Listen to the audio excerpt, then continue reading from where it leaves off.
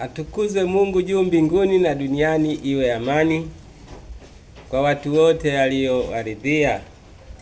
Karibu sana kwenye kipindi chetu cha mkate wa leo. Kipindi ambacho kimekuwa cha baraka sana sana. Bado tunaziangalia ahadi za Mungu kwetu. Na tunapojifunza ahadi hizi, basi tunajifunza ahadi hizi kupitia watu mbalimbali katika Biblia waliopewa ahadi, ambazo ahadi hizo nasi zinatuhusu leo. Mwanzo sura ya 35. Mungu akamtokea Yakobo tena aliporudi kutoka Padani Aram, akambariki. Mungu akamwambia, jina lako ni Yakobo, hutaitwa tena Yakobo, lakini Israeli litakuwa jina lako. Akamwita jina lake Israeli. Mungu akamwambia, mimi ni Mungu Mwenyezi, uzidi ukaongezeke. Taifa na kundi la mataifa watatoka kwako, na wafalme watatoka viunoni mwako, na nchi hii niliyowapa Ibrahimu na Isaka nitakupa wewe na uzao wako baada yako, nitawapa nchi hiyo. Mungu akakwea juu kutoka kwake mahali hapo aliposema naye. Amen. Mpendwa mtazamaji wangu, bila shaka umesikia kisa hiki. Hapa tunakutana na Yakobo akibarikiwa tena na kubadilishiwa jina kama alivyobadilishiwa Ibrahimu. Abraham akapewa jina Ibrahimu. Hapa Yakobo anabadilishiwa jina, anapewa jina Israeli. Je, majina haya kwa nini alibadilishwa? Jina la Yakobo lilitokana na maana yake ni mdanganyifu. Jina Yakobo maana yake mdanganyifu. Lakini jina hili jipya analopewa ni jina nzuri sana, na maana yake ni hii: Mungu hushinda.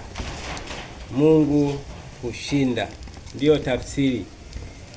Mungu hushinda. Yakobo ni mshindi. Kumbuka kuna wakati alipambana na malaika akashinda. Kwa hiyo tafsiri ya jina hili ni mshindi.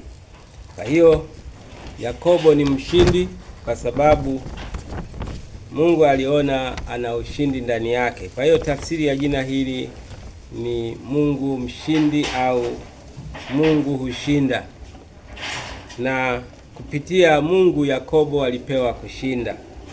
Sasa hapa anabadilishiwa jina hilo kwa maana hiyo kwamba amepewa ushindi. Kushinda akina nani? Kushinda maadui zake, kushinda watu wote ambao watataka kumpinga.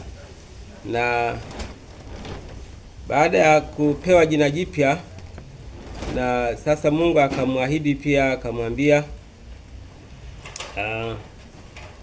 mimi ni Mungu Mwenyezi, uzidi ukaongezeke. Uzidi ukaongezeke, usibaki vile vile, uzidi na kuongezeka. Halafu taifa na kundi la mataifa watatoka kwako. Taifa na kundi la mataifa watatoka kwako.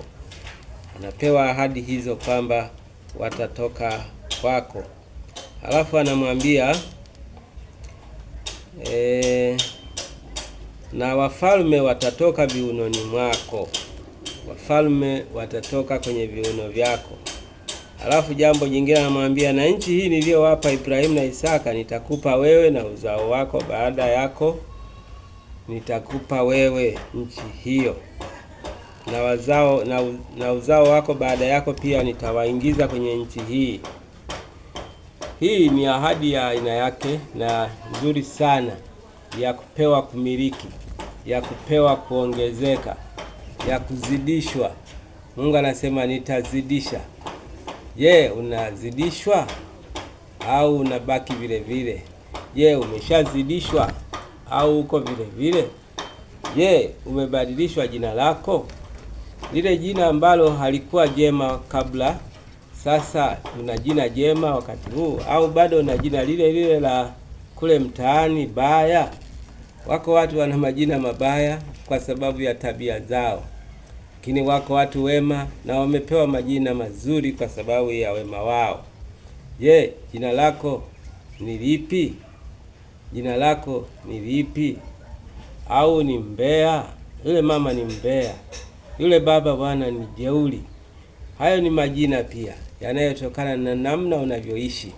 Lakini mimi nikutake, hebu ishi maisha ambayo jina lako litatambulikana kwa wema na sio kwa ubaya.